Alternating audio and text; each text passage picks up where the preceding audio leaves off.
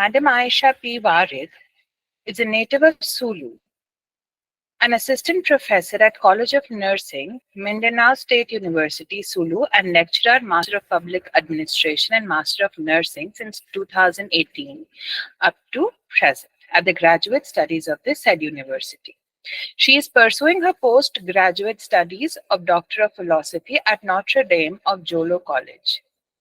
She is also taking Doctor of Public Administration. She is a licensed professional teacher and a licensed registered nurse. Her MPA thesis entitled Role of MCU Sulu as a member of Sulu Task Force COVID-19 and its impact and awareness of stakeholders during pandemic was published on July 18, 2021 with an ISBN number. She is the founder and executive director of Taosu League for Social Transformation Incorporated, a non-profit and non-partisan organization that promotes educational, social, and ecological responsibility through empowerment activities among multi-sectoral collaboration and coordination for the attainment of effective peace building and community development. Ma'am has a lot of awards, a lot of accolades to her name. To name a few, she's a top 10 winner of Bang Samaro Bill Drafting Contest. She's a top 20 finalist Ideation Impact Challenge of BYC in 2021. She has also been accoladed with the Good Governance Provincial Peace and Order Audit 2021-23, etc. She is an affiliated member at Community Development Society of the Philippines.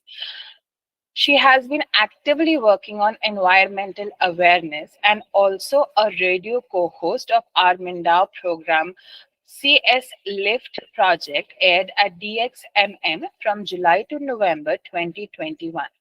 She was recently interviewed by Singapore Film TV crew to feature Sulu in documentary series, which is one of her volunteer works at Peace Formation and Learning Center at Upper Cinema, Talipao Sulu Catering, 191 Balik Barangay children and 124 adults, some of who were former ASG. Madam, I could go on and on to cite your introduction, but it is my pleasure that you are amongst us and here to speak for the evening. I hand over the mic to you.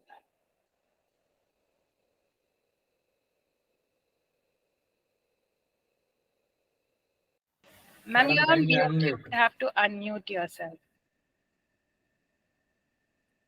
Good evening, everyone. It is my honor and pleasure to speak in front of you and to be part of this platform for International Virtual Faculty Development Program. This 5 days, right, research writing and research design. I think I would be the first speaker to discuss my topic tonight. But first and foremost, I would like to extend my gratitude and thanks to the organizing committee to Cape Comorin Trust and also to the Department of English Manavransha International Institute and Studies of India. Thank you so much for providing us the platform to be part of this program that you are uh, letting us to be part of this uh, big event. To Dr. Salja Vasadeva, the Associate Professor, and also the Secretariat of this organizing committee, and also to our uh, Director at Mindanao State University, none other than Dr. Magna Anisa Aming Hayudini. Without her expertise in the international affairs, with with the MOU with Comorin Trust, we will not be here to extend our sharing knowledge with you.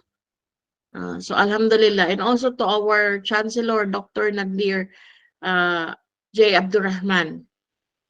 I think I had already sent my presentation, my slides, if I'm not mistaken. Yes, ma'am. Within 1 minute, I will share the screen. Thank you, thank you.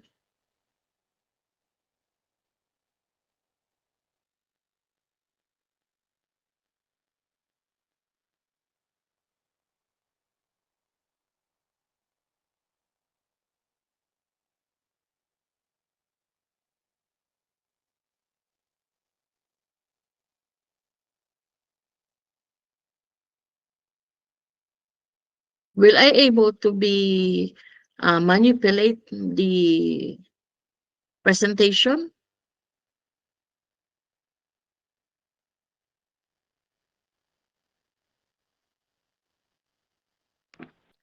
Madam, when you complete kindly tell that to change the slide. I will change the slide. Okay. So that I could be the person to manipulate and slides it. I will try my level best to manipulate the slide. If it is not possible, kindly tell me to change the slide. Okay, no problem, no problem. I think I will be start. I will first start the first slides.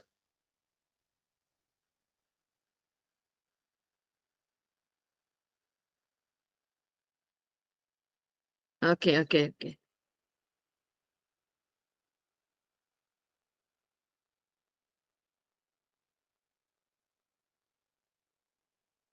Okay, can we go to the next slide? Okay. So again, good evening, everyone. I hope you're now ready to listen. And uh, if I could ask your time for this 1 hour presentation that I have provided to you with all the knowledge that I have and based from the readings that I had earlier. Uh, so tonight I will be discussing to you about research. So before that, I would like to discuss the outline of my discussion. First, I will be discussing to you the definition of research. The second would be the purpose of the research. Then the different definition of research and what are the parts of research, and also the characteristic of a good research design based on according to FASI in 2010, and also the some important concept of the research and the commonly used research design.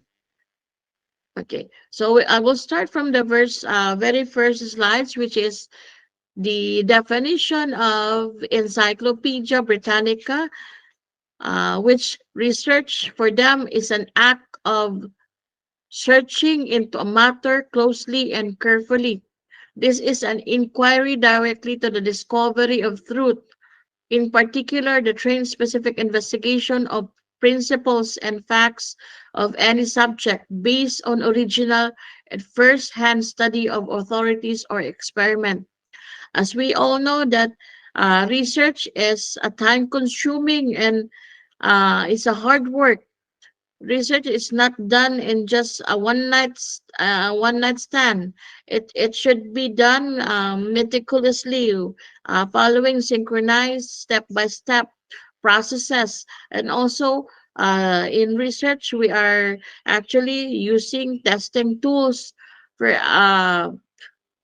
for validity and reliability. So this is research is actually for the purpose of a new discovery of new knowledge, and it is possible accordingly with the advent of continuum research. Everything is possible with the new discovery. Can we go to the next slides? Thank you.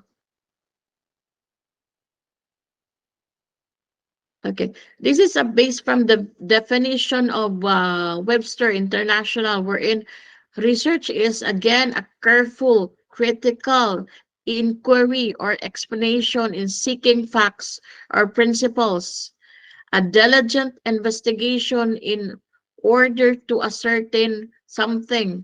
So, if we want to discover something or to uh, have a deep understanding of a theory or maybe a concept, we need to go and undergo a research. That is the thing. Next.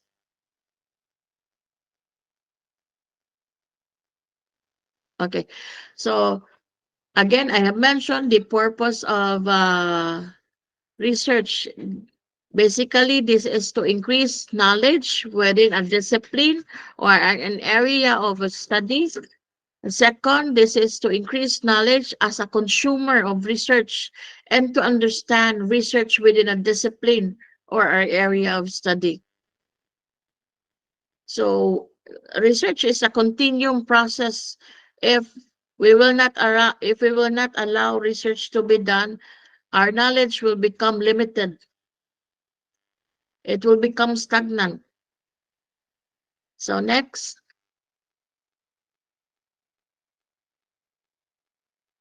so the research also stand as a discipline wherein this could be a precedence of a theory development. This is very true, especially on descriptive research wherein we're able to focus on observing particular growth and development, synchronous changes of growth and development.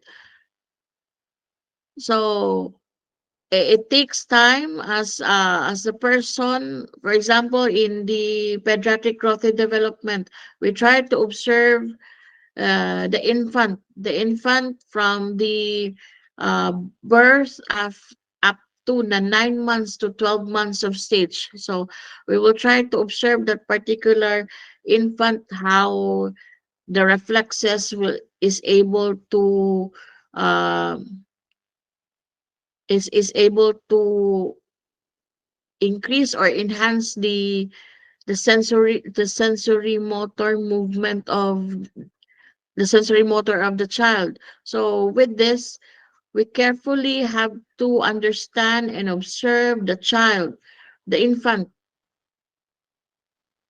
So with that rigorous time of understanding, focusing of an infant for a couple of months to up to 1 year, we will be able to develop theory and understand how an individual, an infant grow differ from another infant. Then second, we this is a practical application wherein the theory or the tested method are is applied to the basic knowledge in everyday life, and also increasing knowledge within a discipline. It we are also testing research tools. If the adapted tools that we had 10 years ago can be actually be used still up to days, kasi we know for a fact that after pandemic, it brought a lot of changes, especially to our health issues, and we are very cautious of it. So there are things or methods that had been used before that is not anymore relevant up to this time. Next.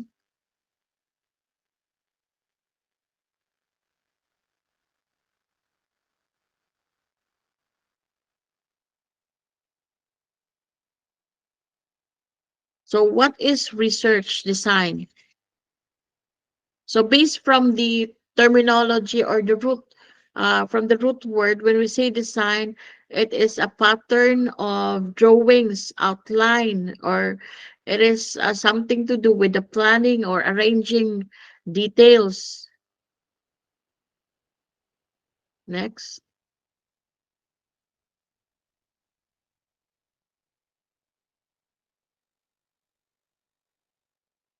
So in the research design, it is actually a plan of arranging details on what is to observe, how it is to be observed, how to record the observations, and how to analyze and interpret observations. And lastly, this is also on how to generalize the results or analysis. So that is the research design. So if we choose to have a research that is experimental in nature, we need to have a control environment then we have to test it in control in also in a controlled environment wherein there is a we subject our study in a different groups to be tested in a simulated environment. So if that is we wanted our research particularly in experimental design, but if we want to have just descriptive design wherein we wanted to be in explorative in nature, so we can discuss it in an outside environment, outside the laboratory, wherein it can be in community based or grassroots level. We just need to have interview the key informant or key informant person who are very expert on their field to discuss or to give us the knowledge regarding the study. So if we wanted to have a exploratory, but later on we will discuss that. This is just a parang sort of um brief outline. Next.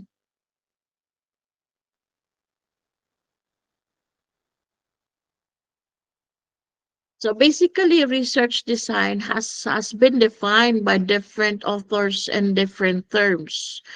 So please allow me to discuss to you these terms mentioned or defined by different authors.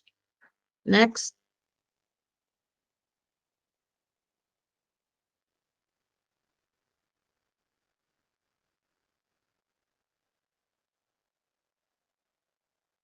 According to Cooper and Schindler in 2001, research design is the actual blueprint of a study. It guides the collection, the measurement, and analysis of the data. Research serves as the backbone of a study, wherein we carefully do the step-by-step process in order for us to drive or to have the data. Then when we have the data, we do the analysis of it. So that is the definition made by Cooper and Schindler in 2001. Next.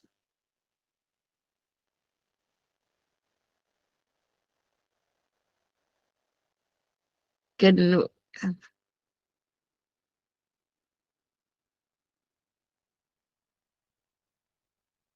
In addition to the definition of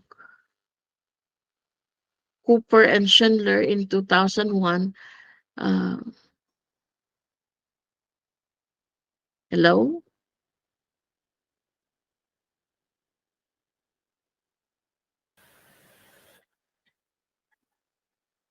Yes, ma'am. Audible. The slides had stopped. The admin, please, we request you to.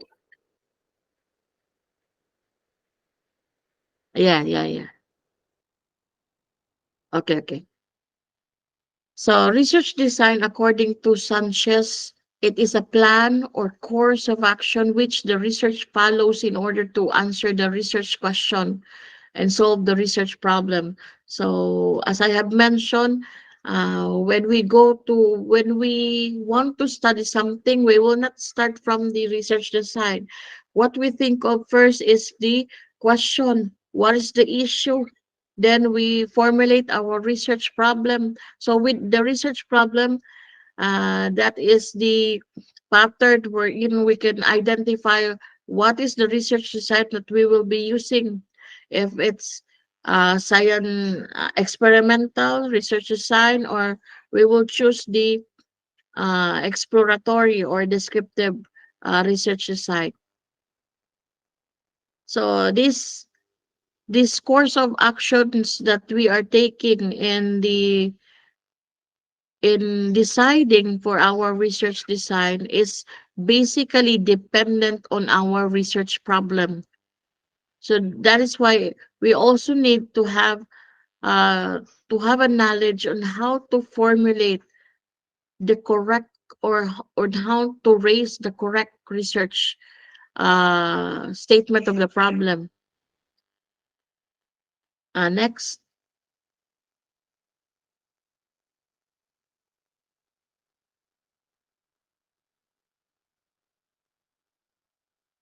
Okay.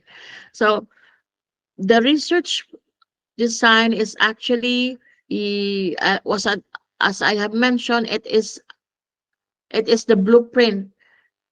It is actually the backbone of our study. It will answer what is the study all about, what is the study being made, where will the study be carried out, what data or what type of data is to be required, and where can the required data can be found. So it will answer, the research design will answer all of these things, all of these matters. Next. Uh, to add on that, this research design or the research design will also have to answer the period or the time will the study to be included, what will be the sample design, what techniques of data collection will be used, how will the data be analyzed, and what style will be the report to be prepared. It maintains the control to avoid bias that may affect the outcomes. It would be necessary before the research to be started. There is an elements of neutrality wherein there is no bias, there is no control, there is no manipulation. So that is an also an ethical consideration in the research design. Next. Okay. So in the research design, we have to follow the four parts. The four parts are the sampling, the observational, the statistical, and the operational design. First one, we will discuss the sampling design.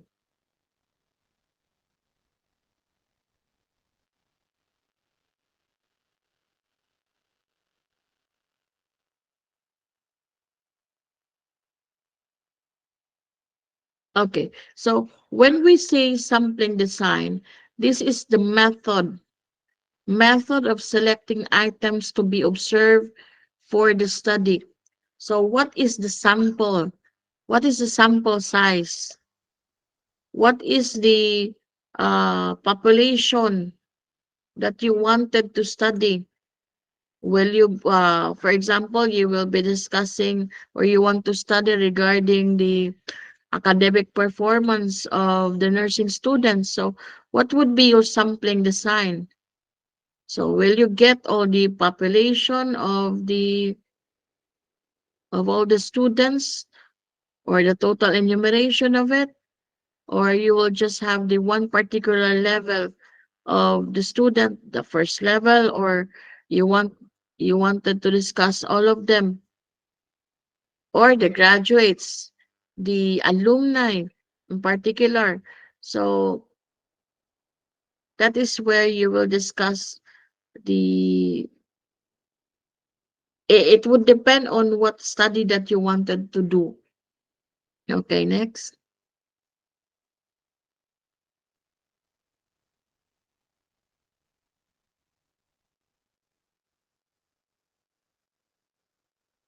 Okay. Observational design. This relates to the condition under which the observation are to be created.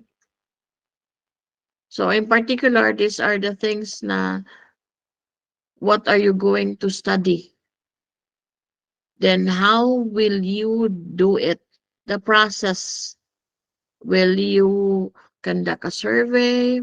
Will you conduct an observation wherein you will gather objective, subjective data? What particular method will you use in order to gain uh, information from it? Next.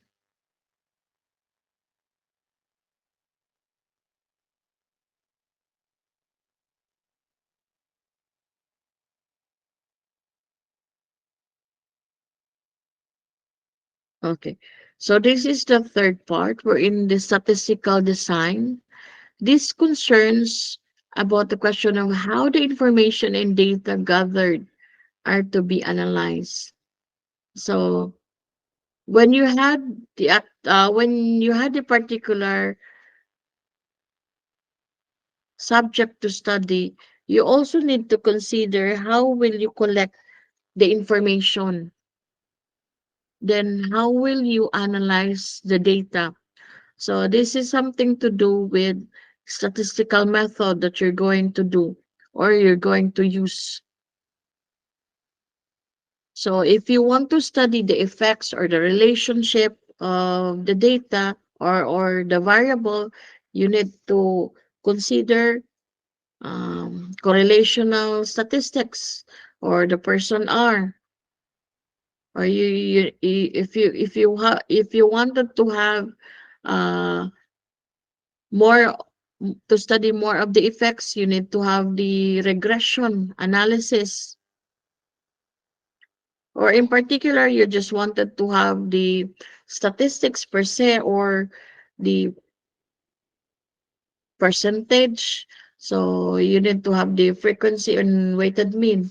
So it can be done by survey. It can be done by having an instrument wherein the respondents are given an ample time to and to answer an instrument or a tool for them to give their perception regarding on the subject matter or in particular to participate on the online um, survey.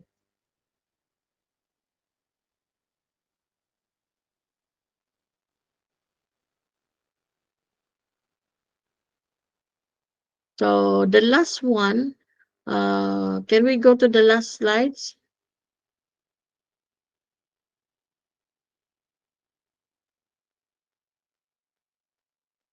Okay, the last slide is the operational design. After the yes, the operational design. So in this part, it deals specifically on the techniques by which the procedure specified in the sampling, the statistical observational design can be carried out. So particularly this is the specific techniques wherein you're going to discuss what will be or how you will be able to gather the data. Will you provide only, um, for example, you will conduct a survey that is, the nature is very confidential. So the subject or the population that should be treated with utmost confidentiality. So maybe you will just let them answer in optional if they could write their name or not. It would be their it would be their judgment to inform. I mean to give their full identity or not. But then during the event that you're going to present your output, it would be an advice that you will use pseudonyms in order to protect the identity of your respondents. So in operational design, this is particularly on how will you carry out the procedure during the data gathering, and also uh,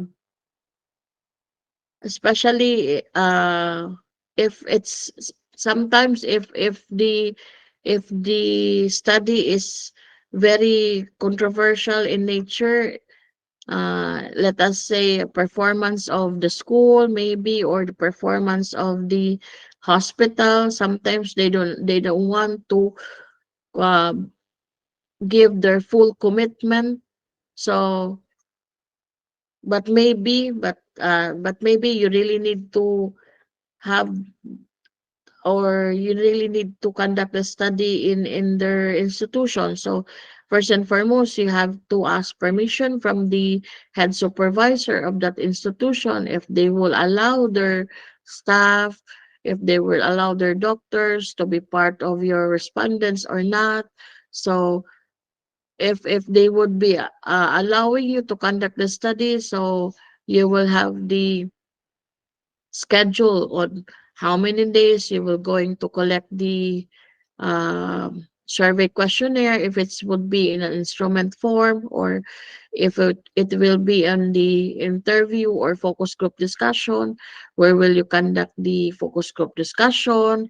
How many times will you conduct it, or how many hours, how many minutes? So during this time, it should be written in a black and white consent form, especially to those institutions that who have high reputation. So they don't want to be uh, they don't want they don't want to be stained with their good reputation in the performance or the outcome of the research study. So that is why you have to follow their protocols. So that is on the operational designs. So moving to characteristic of a good research design based from FASI in 2009, these are the four characteristic.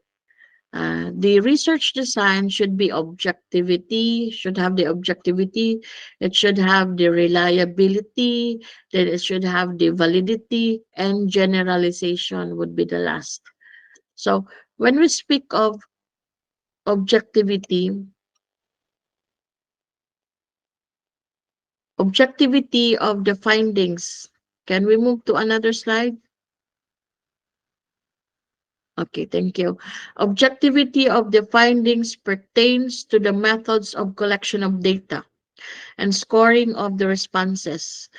Any research design should permit the use of measuring instruments which are fairly objective, in which every observer seeing a performance arrives at precisely the same report.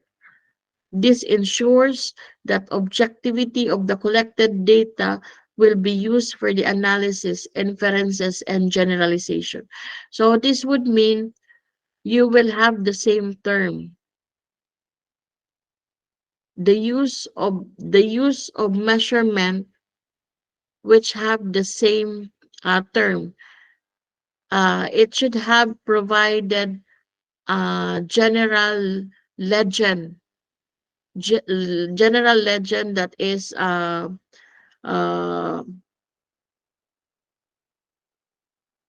everyone is informed.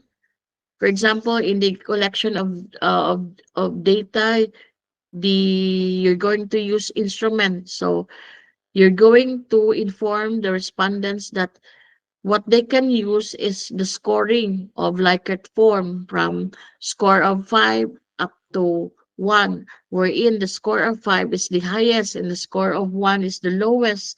So the def, the descriptive definition of that score is precise, clearly stated, so that uh, all of the respondents have the same concept of the scoring.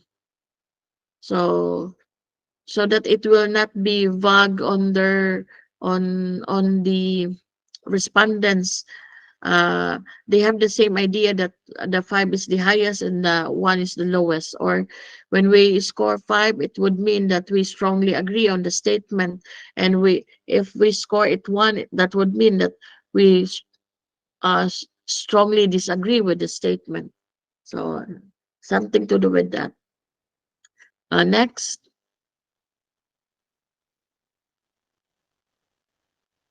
Okay, reliability. This is very crucial. Uh, the instrument that we're going to use should be reliable. So that is why before we have the actual data gathering, we need to pilot test our our instrument. It would be necessary that it wouldn't be limited into a minimum of 10 persons in order for us to test what is going to measure it. It will be measured. So before the actual respondents to receive the actual instrument, it was actually tested. It was called the pilot test. So it will yield the same consistency throughout a series of instrument measurement. In other words, if the respondent gives out a response to a particular item, he is expected to give the same response to that item whenever he is asked subsequently. So there is also a nature wherein uh, we don't uh, we don't we don't use the one-time pilot testing, but we do the test and retest wherein an interven 3 to 4 days, wherein the first day we have tested on Monday, then after 3 days we have to retest. So if the result is still the same, that would mean that the instrument is highly reliable. Next, the third one is validity. This is very crucial wherein the instrument should be valid. In our case, in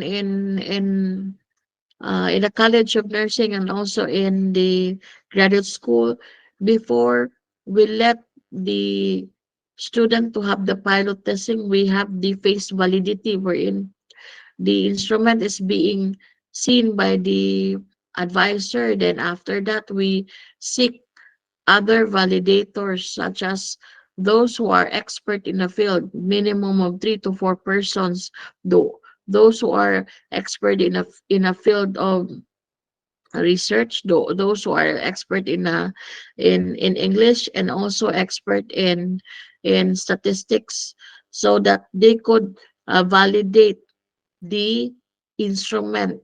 So the item per question of the instrument is actually being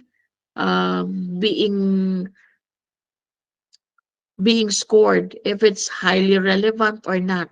The highest score is 4 and the lowest score is 1. Wherein after after a certain point in time, that questionnaire should be seen valid. It should have a score of 1. That would mean it is highly valid.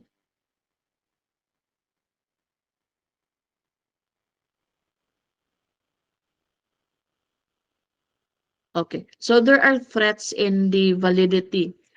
The very common, uh, the common threat in validity is actually the history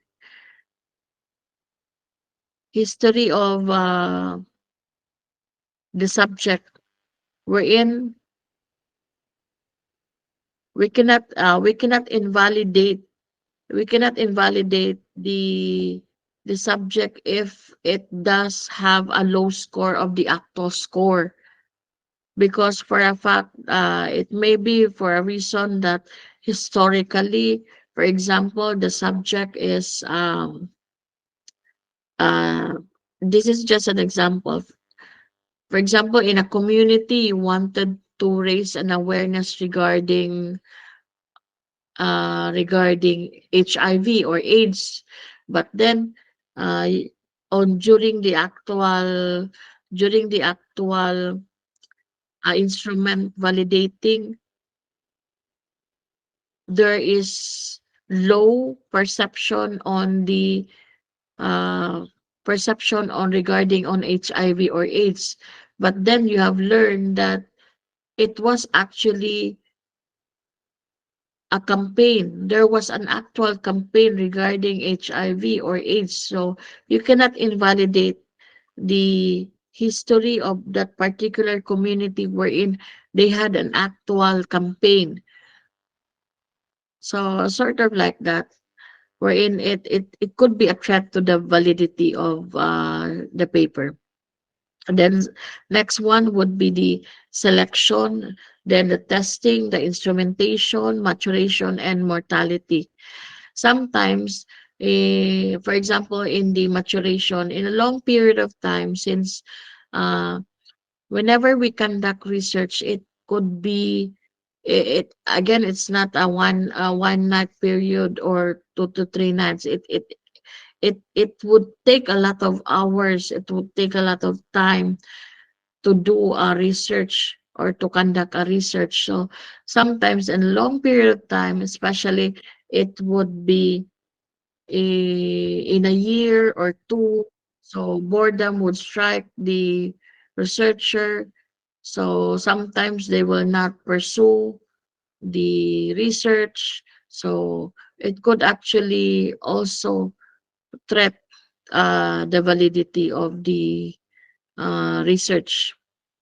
And sometimes in a long period of time, maybe our respondents have dropped out already, or maybe have no longer uh, we cannot anymore conduct a research or an interview because maybe the person is no longer reachable.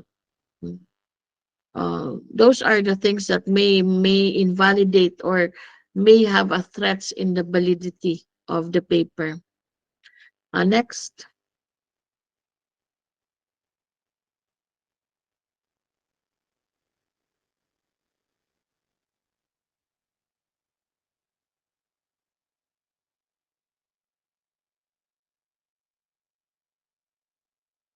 Okay, I think the fourth one is the generalization. The fourth one is the generalization wherein it represents the valid application of findings of the population. In other words, it is how much confidence an investor can say the same findings will be obtained even though the data is collected from the total population from which the sample is selected. So this is part of the research wherein the findings still has the same output. It has the same result.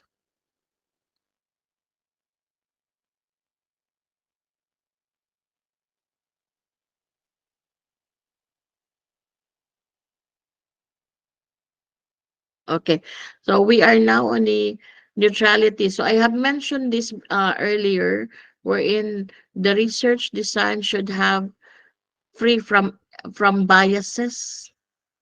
We make sure that our paper or our research design is actually free from manipulation. We see to it. It should be like that. Kasi if ever we will manipulate the data or what, it will not be a good research output. It is not a research. Okay, next.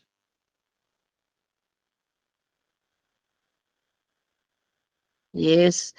These are the very important concept relating to the research. So the definition of or the term this is very common, yung dependent and dependent variable, wherein the concept of if one variable is dependent on another variable, the term is dependent variable. And if the variable is not dependent to variable, this is the independent variable. I think we are very familiar to this, but this is just important that we just need to mention. Okay, maybe we can move to extraneous variable. Extraneous variable. This is not related to the purpose of the study, but may affect on the dependent variable. Example, gender, the height and weight. Uh, those are example of it. Then the control or the characteristic if of using experimental study wherein we influence or we will have an effect, then we term is a treatment. The terminal term used when we design the study minimizing the effect of extraneous independent variable.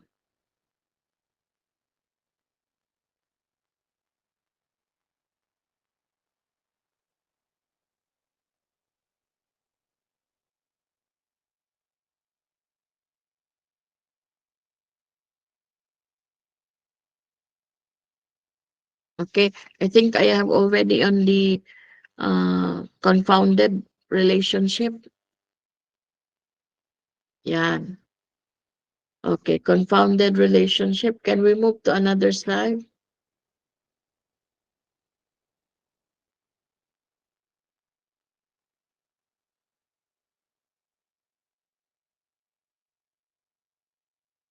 Okay, so confounded relationship is when the dependent variable is not free from influence of extraneous variables.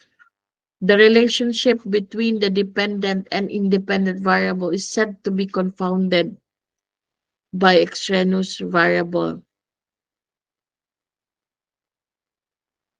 So if there is not there is manipulation or there is an effect on the gender, on the uh, height and weight of a particular subject, so that would mean there is a confounded relationship.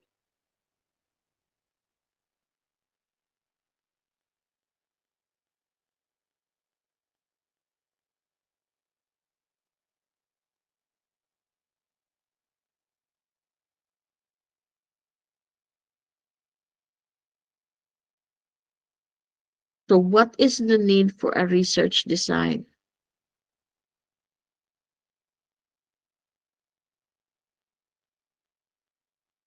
So we are now on the commonly used research. So this is according to Campbell and Stanley. So the choice of a research design would depend on the objectives of the study. So it would depend on what do you want to study. It will be just an experimental, or will be just on a survey, or you will just have a focus group discussion, so explanatory. So it would depend on the statement of the problem. So there are many types of research designs that can be used in a basic and experimental research.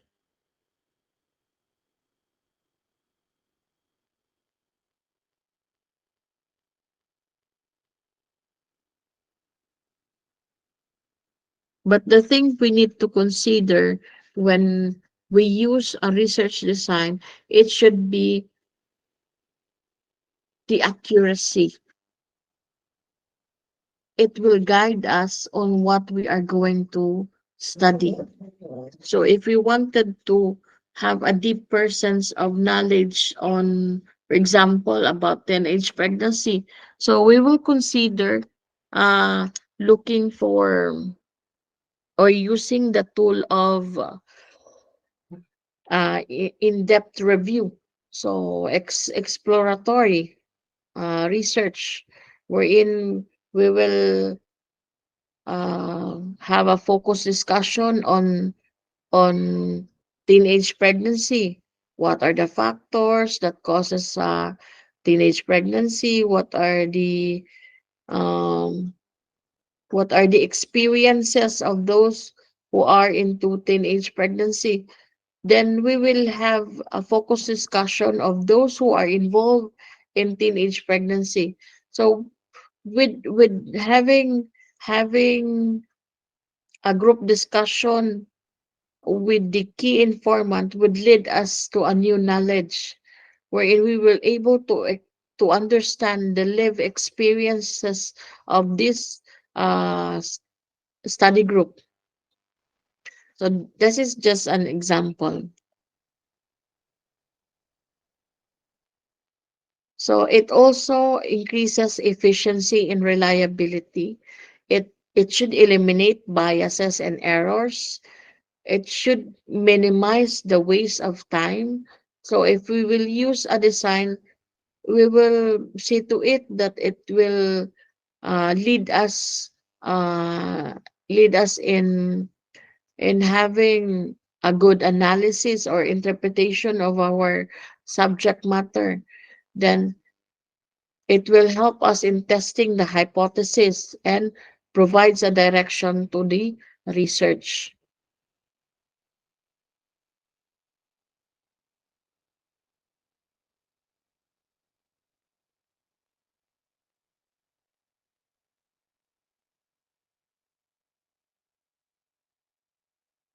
Okay, so I think I'm on my half of my slides.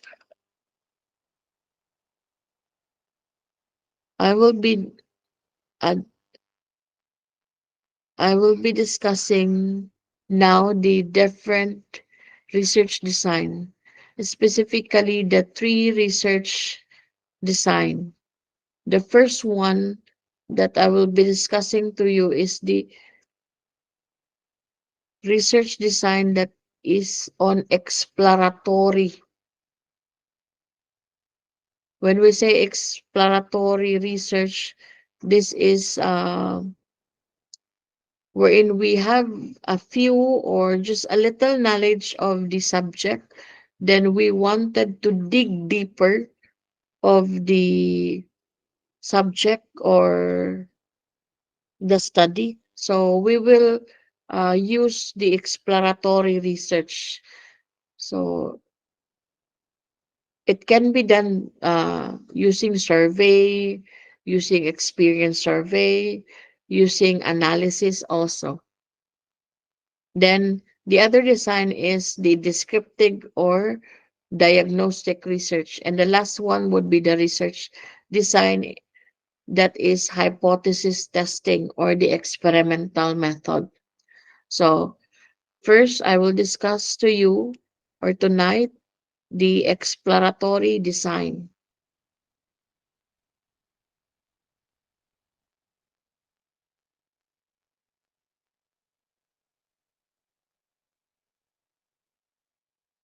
This research is the mostly carried out when there is not insufficient information available about the issue to be studied.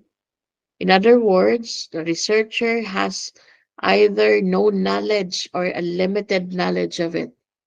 So, exploratory research design would be the perfect uh, design to be utilized.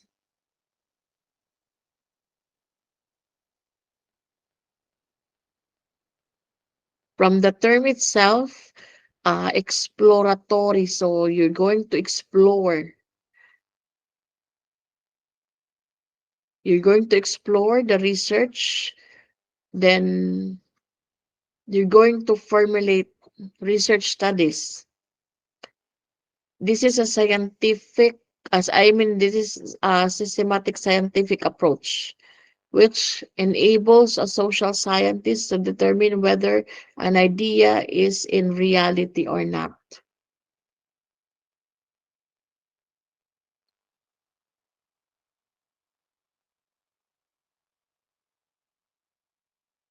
So exploratory type of research has can provide ideas. It can suggest that might never occur to the social science setting in an office, and the result can be obtained through exploratory study. to be treated as signposts for future and further study. So it can be developed or it can lead to further investigations.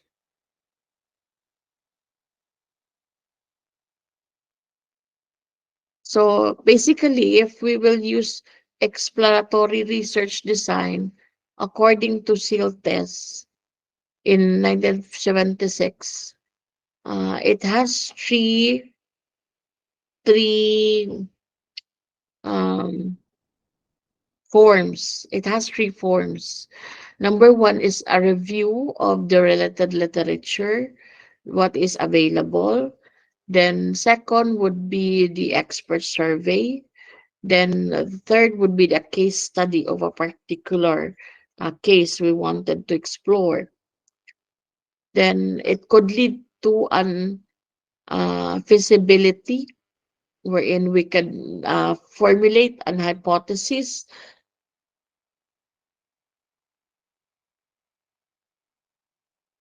So when we say review of, can we move to another slide? Yes. So when we say review of available literature, this involves secondary analysis of what is available information.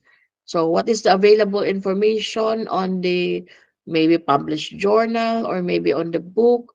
We will try to review on that particular available literature.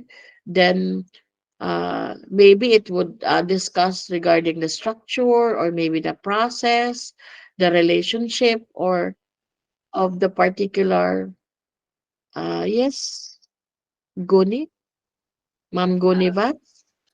yes, ma'am. I would politely like to interrupt your intriguing session. We are running out of time. I Okay, apologize okay, for keeping it so little. Your knowledge could not be contained, but I'm really sorry. okay, okay. I understand. So I have to discuss very faster. Hmm.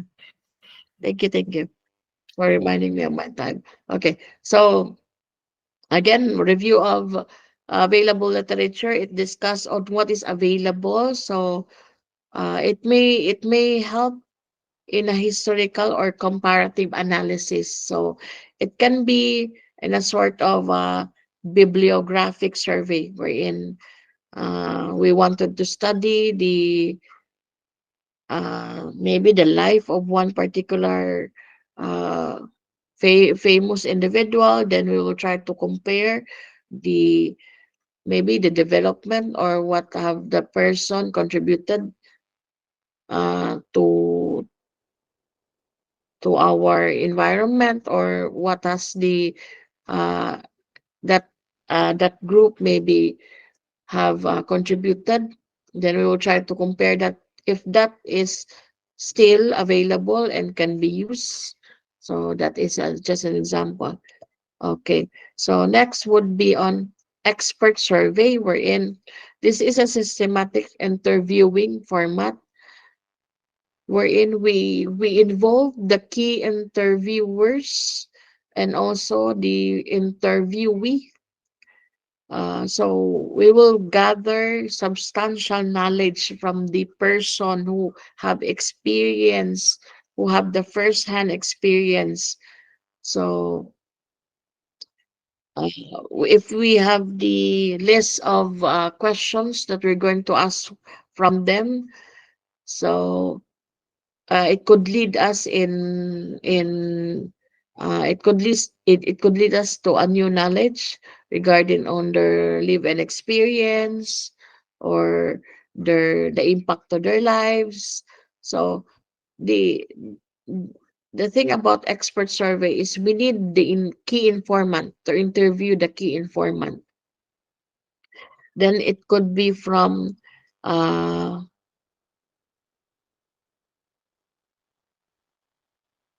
yes. Okay, next we will move. Okay. So the last one would be the case study. This type of as this type of research is insight stimulating example wherein The case is relevant to the issue are selected and studied in order to collect the information for the main study, wherein we are going to use the existing record. Then we will try to understand what the record tells us. Then um, we will try to understand if that particular treatment during that time for that case is still applicable to our uh, after pandemic. So in case of medical study, just as that is just an example of case studies. Okay, next. This is the second type of a research design wherein it is actually called the descriptive research design. Wherein when we say descriptive research design, it states the subject or the study, the object of the study, the content of it, the time and place, where it will be conducted, then the method to be adopted in the conducted study. So we're going to describe everything about the phenomenon, existence of it. Then the third one is the hypothesis or the testing research, or generally known as the experimental study. This is where we test the causal relationship between the variables. Such study require procedure. So this is the element of this should be in a controlled environment wherein there is the use of treatment to particular group. So this is also the strongest way to test the cause and effect relationship wherein we control the conditions that may affect uh, the group. But then this cannot be true to all. I mean, this cannot be true in the outside area. So maybe during the particular study, the result is would wouldn't be the same in the actual scenario. Then, when we say experimental design, this is also very expensive in nature, wherein we test a particular group in a laboratory or in a controlled environment. And this is very difficult to conduct.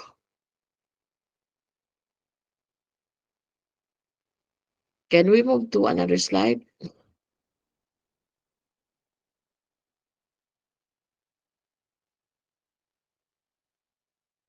Okay, I think I've finished explaining that slide. Okay.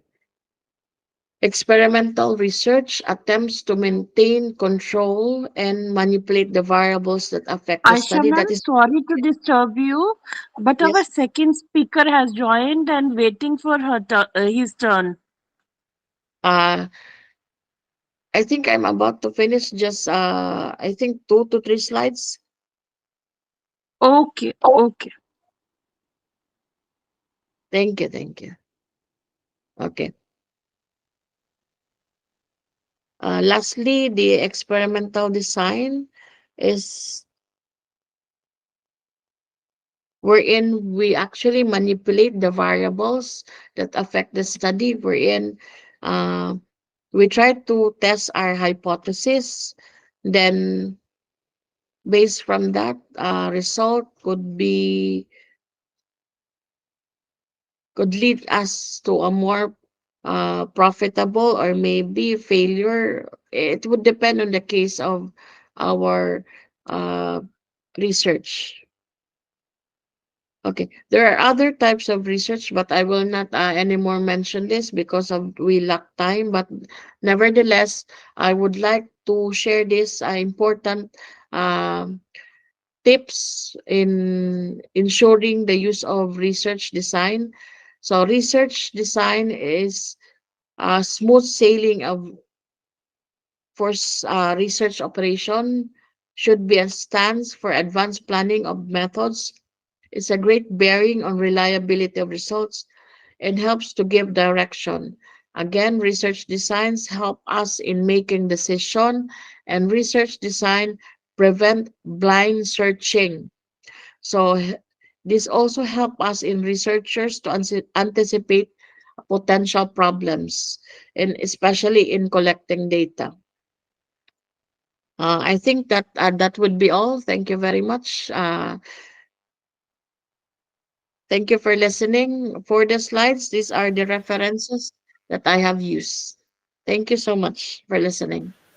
Thank you, ma'am. Thank you so much. It was an enlightening Thank you. session. You really made us aware of the dangers in research, and the relevance of your presentation for the researchers today is of great significance. Thank you. Thank you.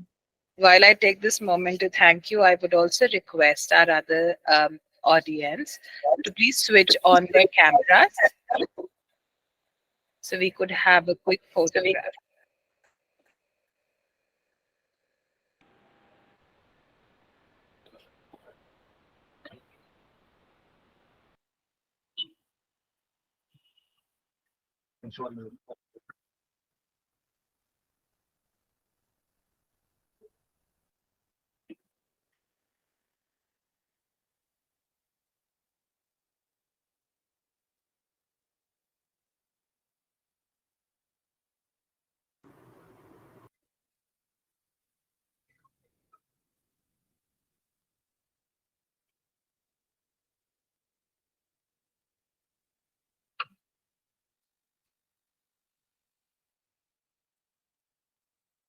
Thank you so much, ma'am.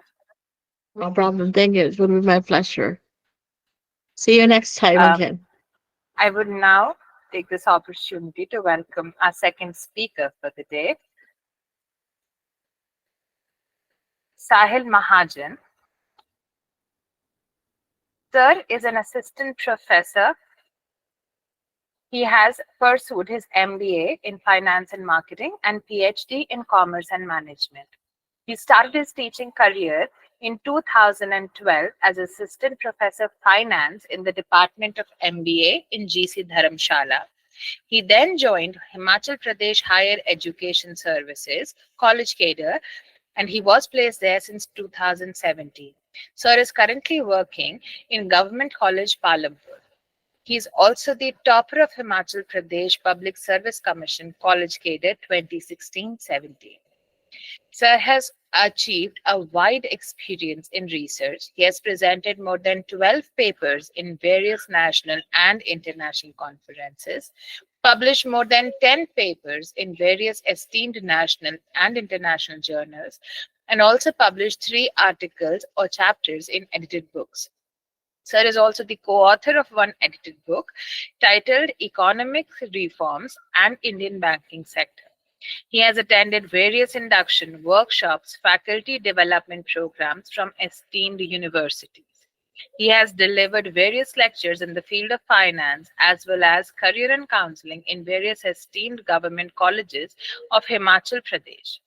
He has worked as a member of BOS of HPTU Hamirpur CBCS, syllabus of MBA, BBA, NEP, and other areas.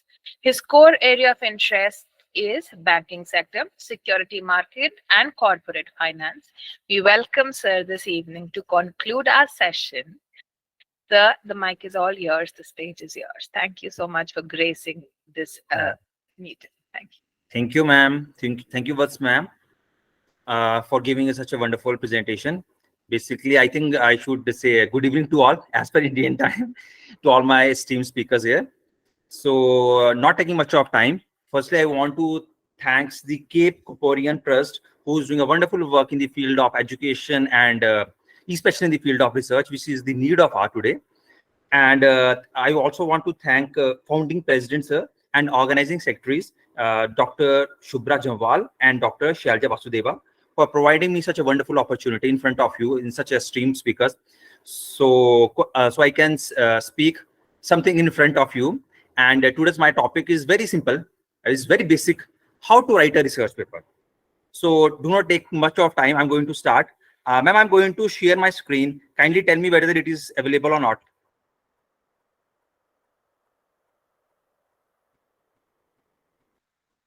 Yes, yes. Yes, at last it's available. Thank you for being with us. So not taking much of time, I'm going to start my topic. That is very simple topic. How to write a research paper.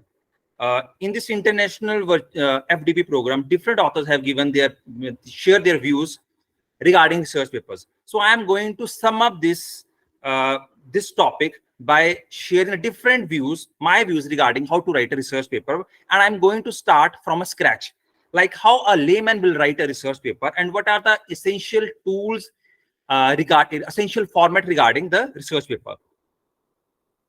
So we all know what is research. Basically, I will not take much of time. Research is basically, it's made from old French word, which means seeker. It means to work on again. The things which are already been done, we are working on rethinking. We are going for innovation, the things. So it is basically can be defined as intensive search with a purpose of becoming certain. Now the question arises, why do you need to learn how to write a research paper? So what are the important concepts regarding how to write a research paper? In college days, you are prescribed to write a research paper. You go to your teachers, your professors, they will guide you how to write a research paper, or you will go or you will assess the library, or you will go the best important thing, you will go to the Google, which we called as Google Scholar. You will go to, in India, we will go to Shodh Ganga site, in which there are ample number of theses, research papers are available free of cost, which we can assess the thing. And firstly, we have to select the topic regarding how to write a research paper. So it is basically IMRDC format. Firstly, a researcher have to know what is the format to write the research paper. It is basically what I have given. It is IMRDC stand as I stand as introduction, M stand as material and methods, R and D stand as research and discussion, and C stand as conclusion. In this slide, I have also mentioned the introduction and conclusion are interrelated with each other. It means what I have written in introduction, it must be concluded in the same shape at conclusion. It means there must be a proper correlation between introduction and conclusion. It cannot be introduction in negative way and you are presenting the conclusion in positive way. In same manner, the material and method, which is known as research methodology, which I called as a heart of research paper, the research methodology and result and our discussions, which we call findings or discussions, must be correlated with each other. The first part is with I, that is introduction, that must start from journal to specific. I think the last author has also studied about what is journal to specific, and the conclusion must be specific to journal. This is a very, very important format for writing the research paper. Now the question arises, what are the basic aspects of structure of research paper? So basically, the first one is abstract, in which I am going to study it later on. I am going to discuss it later on. The second one is your introduction. Third one is your very, very important point, that is review of literature, or we call it as literature review. And next one is research methodology, the results, discussion, and conclusions. I'm going to take one by one and discuss it further. So this is the basically structure of research paper. Again, the first one is title, then abstract, then introduction, then again review of literature, research methodology, result, discussion, conclusion. The most important one, that is reference and bibliography. And last one is your appendix. We are going to study it in detail now. So firstly, we have to choose the subject. Firstly, we have to choose the topic.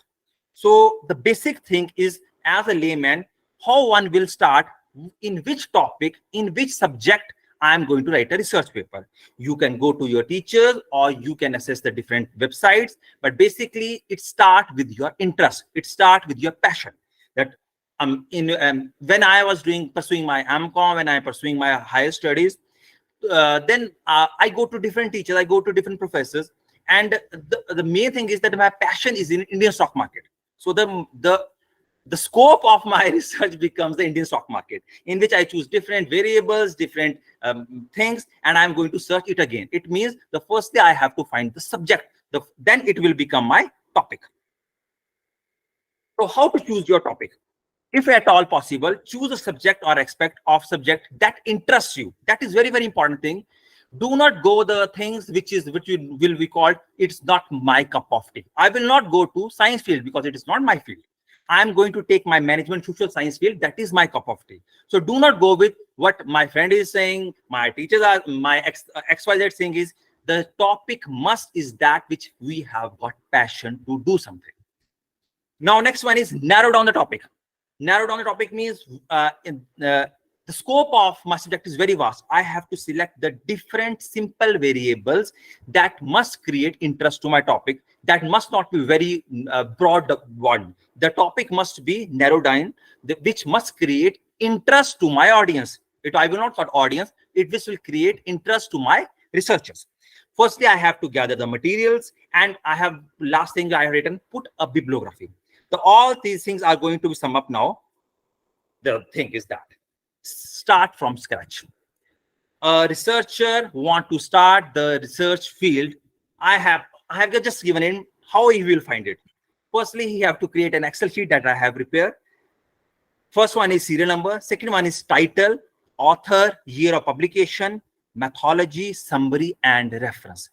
Firstly, when he will go assess the different fields, he will check out the different theses. Firstly, he will have to make this Excel sheet, in which firstly he will know what is the title of this research paper, what variables one have taken, who is the author of this study, whether it is international, whether it is national, the year of publication, which will give him the scope of my study. The most important point is the research methodology of this research paper plays the most important role, in which he will get to know what is the research design of this research paper, what are the data collection methods, what are the types of data in which the researchers have done, whether it is primary study, whether it is secondary study, what is the scope of my study, whether it is taken 5 years data, whether it is taken 10 years data, whether it is taken 20 years data. The most important one, what are the statistical tools? What are the statistical tools? He has taken the chi-square test. He has gone with OLS method. He has done with the regression. It will give an impact to researcher how I can do the same thing in rethinking manner. And last one is data interpretation. The very, very important thing is some of my students ask, so where to collect the data? And I said, if you assess the research papers, at the last of data, it has written the word source. Whether it has been collected from SEBI, whether it's been collected from NSDL, whether it's going from different MOCSA websites, the data, whether we are searching with research methodology, the data provides us the way how to get the authenticated or we can update the data from time to time. And second last, the column is summary, how it has sum up my topic, how it has interrelated introduction with my conclusion. And last and very, very important thing is reference. We have to collect the reference from scratch. We have to start our reference by using different reference softwares like Mendeley or something like that. It will help to gather the data and helps to create us a beautiful reference or bibliography. The first thing is title. I have already told you. The title must be clear and explanatory mentioned. It must be brief and concise. It must not be essay type. The title is that which catch the eyes of your audience. It will create an impact to audience that I want to read this research paper. It must have got some catchy words. So how to prepare the title?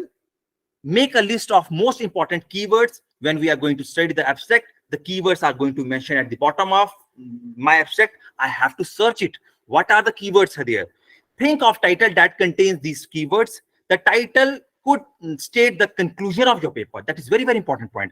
How will it motivate my researcher to read my paper? The title never contain abbreviations, chemical formulas, jargons, something typical words which a layman cannot understand it.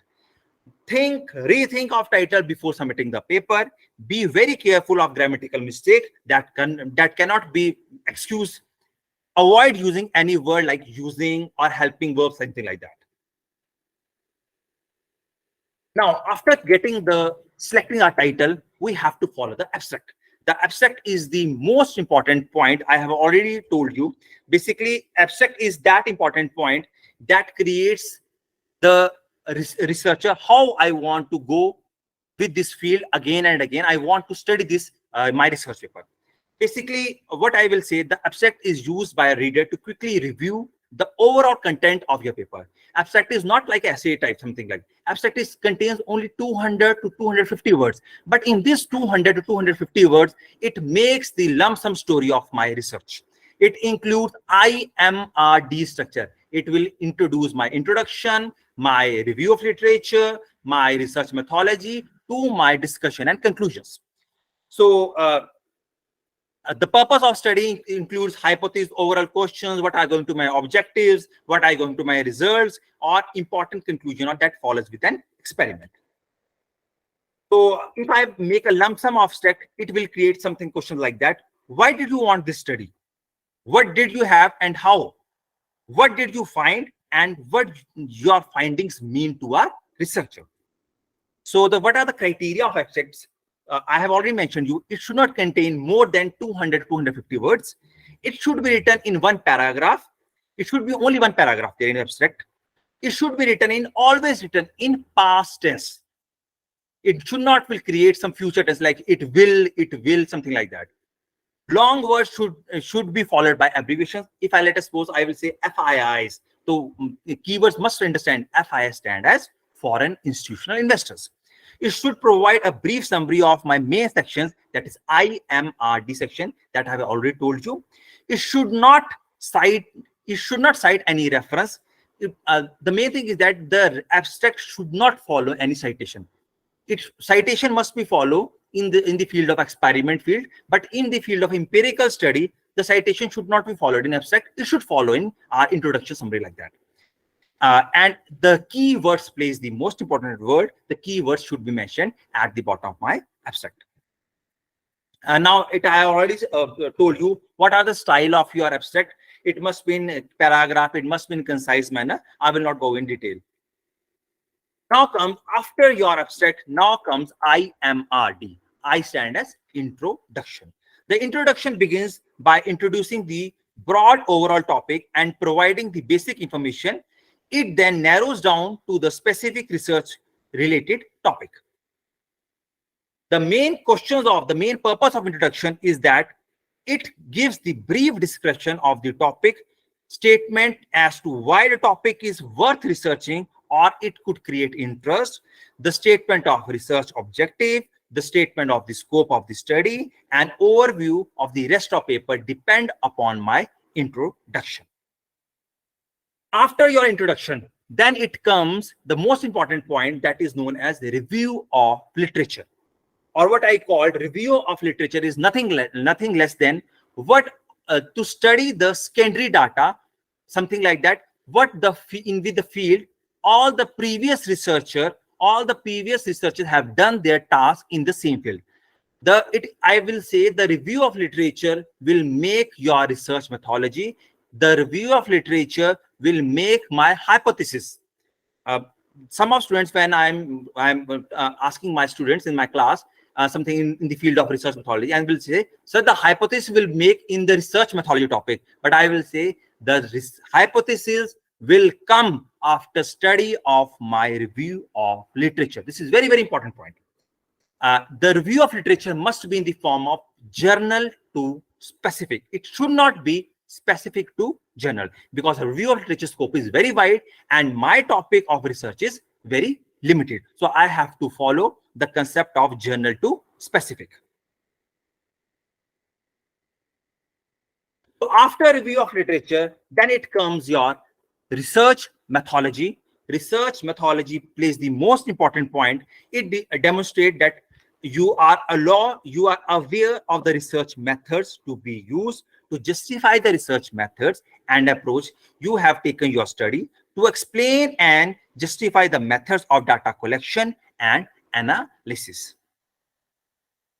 The research methodology includes the study design, which we called as research design, participants and their characteristics, when and where study was conducted, your sampling method, very, very important. What is the size of your data? What are the variables I am going to use? Whether it is independent variable, whether it is your dependent variables, and what impact is going to be made in my study. What are the methods of collection of data? Whether I will go for secondary data, whether I will go for primary data, and how data is going to be analyzed with the help of statistical tools or with the help of our statistical, what we call our softwares, which we use statistical softwares like SPSS, EViews, something like that. That are very, very important. Or what I can say, now the AI technology have come in this field. I think you all know what is what we are in which we are going to ChatGPT. ChatGPT plays a very, very important role, in which I am going to also study what is ChatGPT does with our research methodology. These which we called are the future are coming with the form of this AI technology in a research field. Basically, this is the diagram of your research methodology. It starts with the identification of research problem, which we have started with while studying our topic. Then it comes with the review of literature. We have already mentioned it. Then it comes with formulation of hypothesis, which came from review of literature. Then it comes what is a research design, what are the collection methods of data, how data is going to be analyzed, and what are my findings, results, and conclusion. So research methodology plays the most important role in this field. So important points one must mention in research methodology is firstly is the objective of my study. After your abstract, after your introduction, and after going with the review of literature, it comes the most important point. What are the objectives of my study? Objective of my study plays the most important role because I have to satisfy my objectives with the help of statistical methods, data collection, and I have to mention in this my data analysis and in my research and findings. Without objective of my study, my research is incomplete. Objectives, it might be in the form of quantitative manner, it might be in qualitative manner. With the help of different research design, I am going to achieve my objectives. In research paper, the objective should not be 5 or 6. It must contain 1 or 2 objectives that are more than sufficient. How am I going to satisfy this research paper?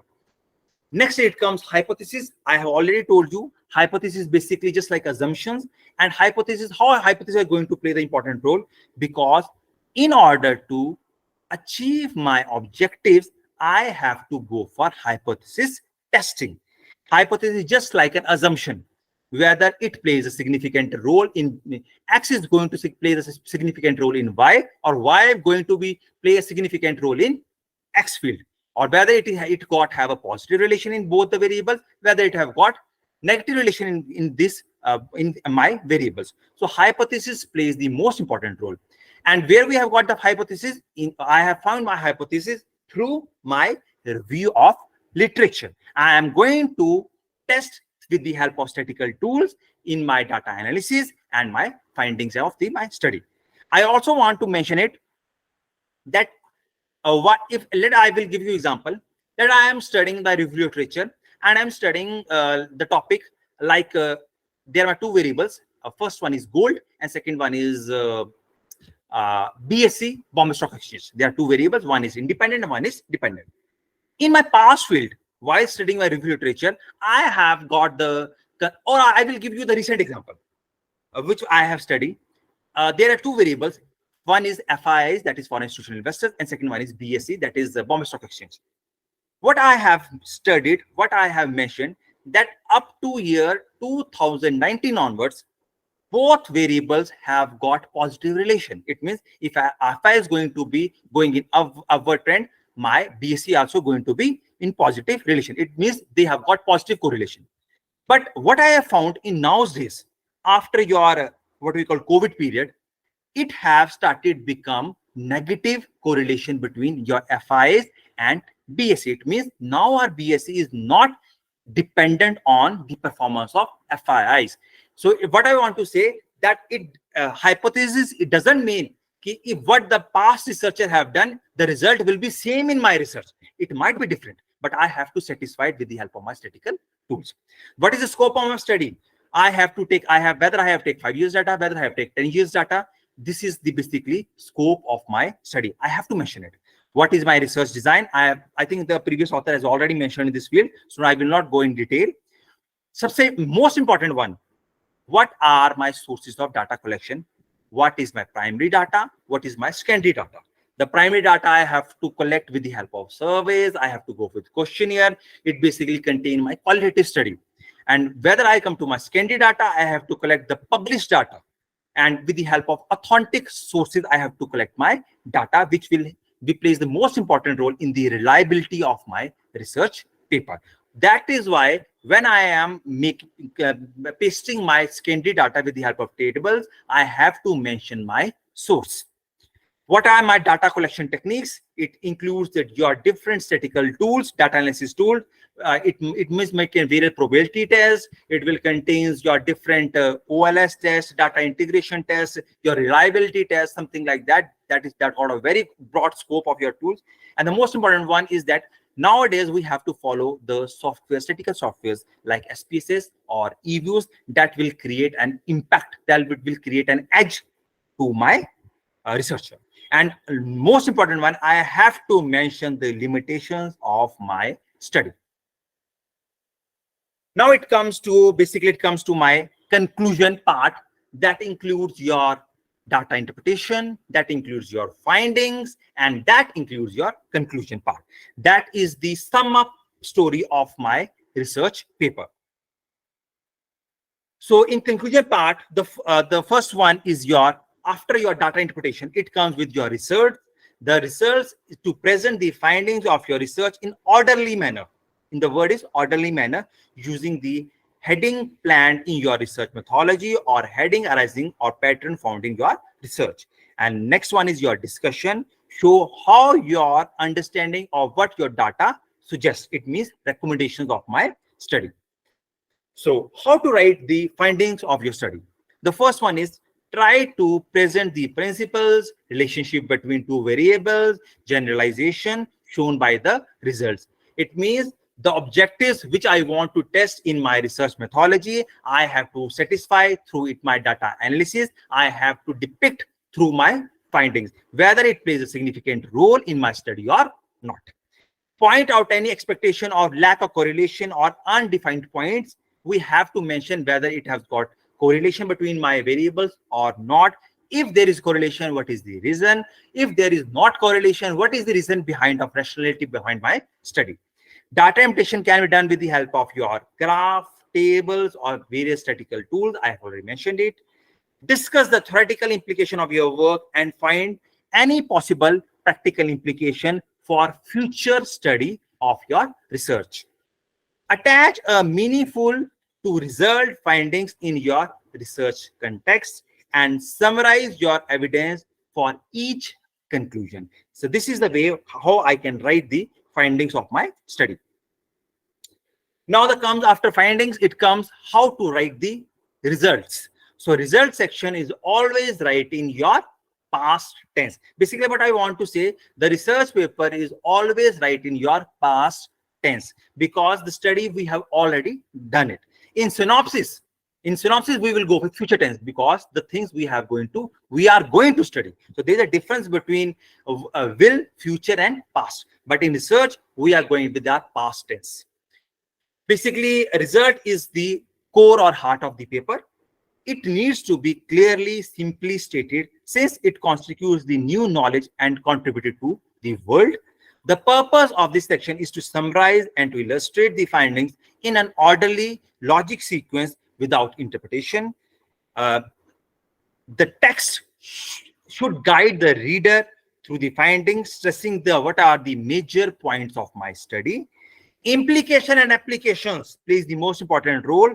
How it will contribute, my research will contribute for future study of different research. Research methodology and finding part must be interrelated with each other. I have already mentioned that research methodology and findings must be interrelated with each other. Now it comes after IMRD section, that is introduction, methods, research methodology, discussion and findings. It comes with the most important point, that is I have to write the reference point. In my starting slide, I have also mentioned that how it is going to be scratched. In last column, I have also mentioned it. I have to start making your reference from initial point where I'm going to study from scratch. That plays the most important role.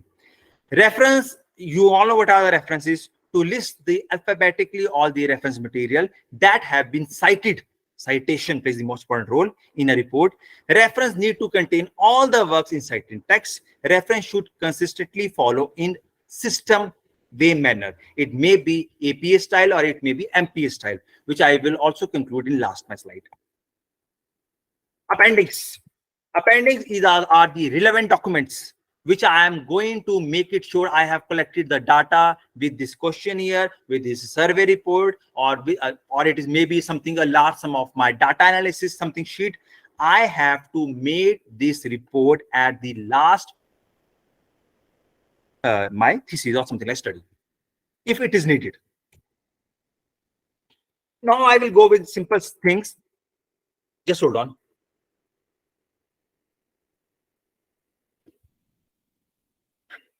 So after study these things, and now I'm going to discuss the brief important things one researcher must know before he is going to start with this field. Firstly, the thing is that bulletin you have to do your work on. Do not rely on others. It means your passion starts where research starts, and when your passion ends, your research ends. So we have to update our knowledge from day to day onwards. So it needs time, it needs passion, it needs your hard work for researcher. So we have to continuously assess our different research papers. I have to study the different good research papers from time to time onward in the same field. If I write the research paper, I can rewrite this research paper with the help of new data, with the help of new research design. So I have to go to interview, I have to go to my library, and I have to search this scanty data from day to day field. Now it comes while writing your reference, the most important point is I have to give credit to different authors. I have to give credit to different authors through which I have collected the data with the help of review literature. It is known as citation. It makes it easier for your reader. I have taken this point from this author in the year this. It will create a good impact in research paper. The citation is why we have to go for citation. The answer is that because plagiarism have come, I have to take good decisions by writing my researcher, and if I have to create an impact of researcher, I have to give credit to different past authors of researcher where I have collected the data. The citation plays the most important role, and citation must be written in the form of brackets 1, 2, 3, 4. The citation must not be written in abstracts. It starts with your introduction and is end with your conclusion if needed. So how I will quote an author? To show the authority supports your point, to present a position of your argument, to include especially moving historical significant language, to present a particular well-stated passage whose meaning would be lost or changed if paraphrased or summarized. That is why I have to go with your citation. Now it comes plagiarism. Plagiarism in India, UGC have made a strict rules regarding plagiarism. While we are going to publish our research paper, we have to give a document to our to a particular journal secretary that my research paper contains less than 10% of plagiarism report, that it will not contain more than 10%. So in India, UGC have taken us very strict action that is basically need of our. So plagiarism contains be original and do not plagiarize. Passing off someone else's work in your own words, which in India we called cut, copy, and paste. Cut, copy, and paste. In nowadays, it is UGC have taken very strict norms regarding plagiarism, and now each and everything should be going to be tested to going to be plagiarized before it going for a final report. And we have to give acknowledge where we have taken our data in the form of data, figures, graphics. We have to write the sources which we have collected the data, or that is why I have already told you that I have to give credit to different authors in the form of citation. Now, this picture tells you all plagiarism, the act of presenting another's work in your own idea, and the person sitting behind the bar have done the same thing. So we should not go with these things. Now the question comes, what is plagiarism and what is the difference between paraphrasing? Now the question arises, there is one thing, word is hard work and there is smart work. Being a researcher, I have to go with both of the things. I have to work hard and at the same time, I have to become a little bit smarter. And what is the difference between plagiarism and paraphrasing? Plagiarism is I have just stolen the work. I have done cut, copy, and paste. What is paraphrasing? Paraphrasing is nothing else. Paraphrasing is to rewrite. I'm saying the word to rewrite. To rewrite the content which I have taken in my own words. It will become a paraphrasing and it will not contain any plagiarism. So how I can become how can I go with smart work? By using the paraphrasing. There are different softwares available, or we can do it manually or by giving the citation, something like that. So that plays a very, very important field in the field of research. Now, bibliography. Bibliography is the list of your sources you use to get information from final report. And you know what is bibliography and references. I will not go in detail. Now it comes basically formatting your research paper, and while formatting a research paper, which format I have to choose.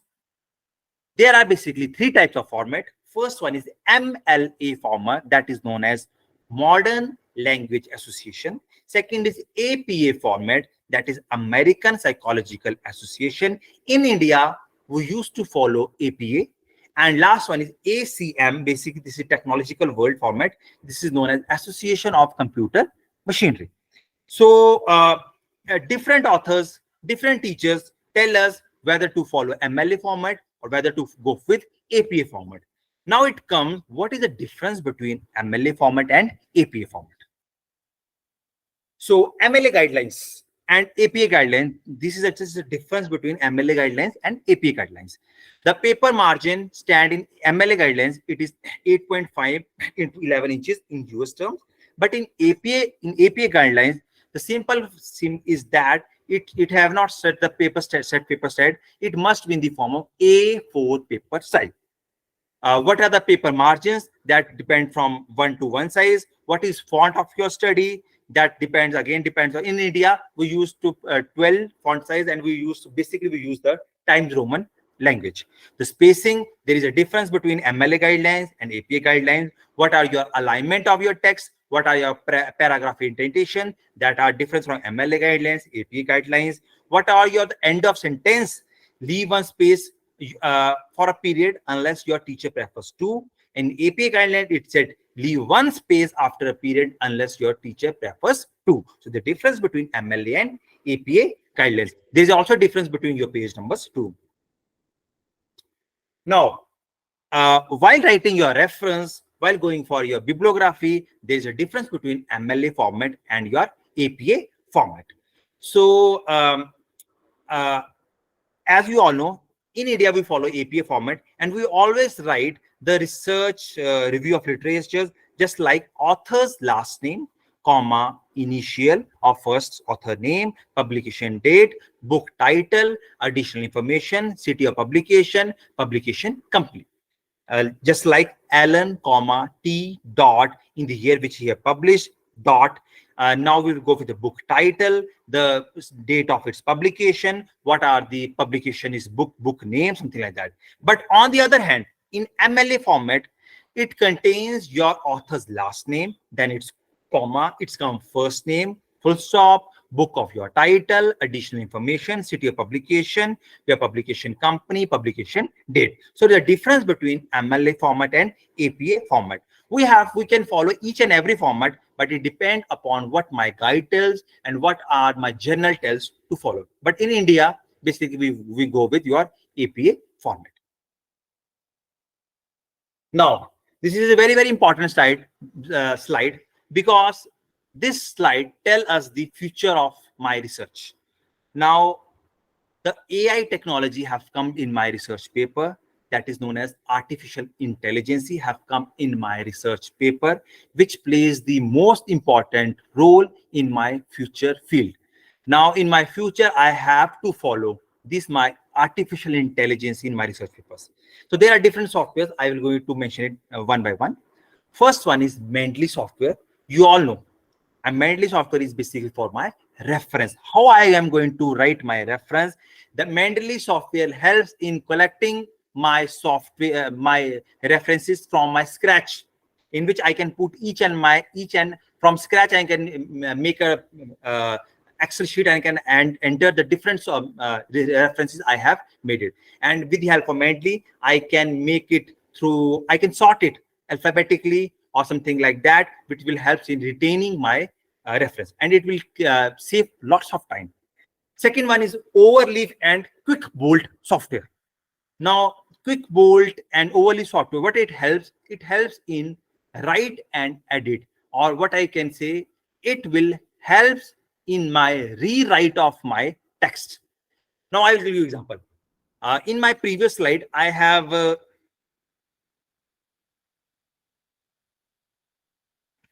in this slide, I have written the word paraphrasing, and I have said, what is paraphrasing? Paraphrasing is nothing else to rewrite the text of same author in my own language. But with the help of AI technology, I can use the different softwares in which the text can be rewrite automatically with the help of using different softwares like Overleaf and Quick Bolt. So these are the basically AI software technology which is coming in research papers from day to day onward, and we are all going to follow from future point.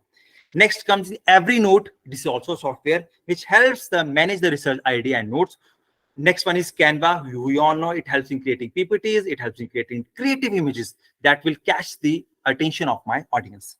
Next is Origin software. It helps in basically data analysis. It helps in making the graphs, tables automatically. Nowadays, it comes with your Chat GPT. That is the perfect example of your AI technology in which data analysis, what we call the data interpretation, is going to reorder automatically with the help of using the Chat GPT thing. But make it sure while using the Chat GPT, we have to follow the plagiarism report, because it contains something like that which will come in my plagiarism report. I can follow or I can paraphrase this research methodology which have come automatically in my own terms, how I can reduce it, my plagiarism. So this is all about what I have to say. So thank you, ma'am. Thank you so much for the presentation, sir. It was a very well-placed presentation. Anyone who just sees your presentation, it would act like a little guide to their writing of any sort of research paper, article, anything. Thank you for that presentation. It was the best way to conclude. Thank you, ma'am, and the thank you for session, providing sir. the opportunity. Thank you. Thank you. I would now open the floor to questions, if any. Are there any questions? Yes, sir, we have a question from Haruna. Yes, ma'am. Yes. Good afternoon from Europe. I'm Harun Ibrahim. Thank you, Doc, for your presentation. It's very detailed but very concise presentation and very, very meticulous. My question to you is, during your presentation, you highlighted on abstract. Would you agree that abstract is the eye of your research? If it is so, yes. Yes. If it is so, yes. If it is so, what are certain parameters that we should, as researchers, we should take into consideration by spending a lot of time doing our abstract so that it can attract potential readers to our research? If I've understand it all, I think you want to ask regarding abstract. Am I right, sir? Yes. Yes, sir. Regarding your abstract. Sir, in my first slide, if just hold on, I have mentioned it that I have to start from the scratch, in which I have prepared a Excel sheet. I think you have gone through with this Excel sheet I have prepared, in which I have said we have to study the different authors and we have to summarize it. I have to study with your research methodology. Sir, what the important thing is that abstract plays the most important role while writing a research paper. And I will say the abstract is going to be right after my research paper. I'm making a very big statement. After concluding each and everything, I have to write my abstract, because abstract includes IMRD, that is contains introduction, my research, my result, and my discussions. So abstract plays the most important role, because readers wishes to go for further or not depend upon my IMRD structure. It is basically summary of my total research of my research article. It basically contains the motivation to go with my study, how my researchers are going to wishes to go with my research paper. So your abstract must be contain some eye-catching thing. It must contain such variables. Your title should be something like that. It will catch the audience intention. And it should not be going to be very large. It should contain only 200 words, but it will contain such important things that it will catch the audience intentions. All right. So my follow-up question to your earlier submission clearly stated, well understood. You said that abstract is very important. So between abstract and discussion, as a researcher, what will be the thin line between the two that is going to attract somebody to read your research and understand it well, between abstract and discussion? Abstract and your discussion, huh? Abstract and Yes. discussion. In abstract and Yes. discussion, what you want to ask, sir? Pardon? What do you want to ask in abstract and discussion? What do you want to ask? I'm saying that your submission is well understood. I have understood it very well. That the abstract is very, very important. But what I'm saying is that between abstract and discussion, what is the thin line between the two that attracts researchers to read what you have done, to convince them between abstract and discussion? If I have understood it properly, because you are not properly audible to me, I think you want to ask what is the relation between your abstract and discussion? Yes. Okay, no issue. Sir, by starting my research, while I'm assessing the different slides, I have gone with IMRD. And I have said the introduction must be related with your discussion. I have already told you. And your research methodology is integrated with your results. And what discussion plays the most important role, because what I have written in my abstract, that I want to, this research paper depicts the trends of FIs in India while using the correlation technique or by using the Granger casualty test, and with the scope of your 2015 to 2020, in which I have given just a brief summary, right, sir? And these things, what I have mentioned it, I want to go with recent trends of FIs. I have to satisfy in my discussion column while using the same statistical tools, with using the same scope horizon, and I want to satisfy with the help of statistical tools. So abstract and discussions, you are right, plays the very, very important role while assessing my research paper. But again, I will say your abstract is the main pillar of your research paper. The abstract should be something like that. It will motivate my research paper, because the first reader will read your abstract, then it will comes to your discussion. All right. Thank you very much. Well Okay, thank you, understood sir. and Thank well you. explained. Thank you. Thank you, sir. All Thank you. Thank you so much, sir. I think we have another question from Pooja Chauhan. Another question from Pooja. Hello Hello, yes. Good evening sir Good evening.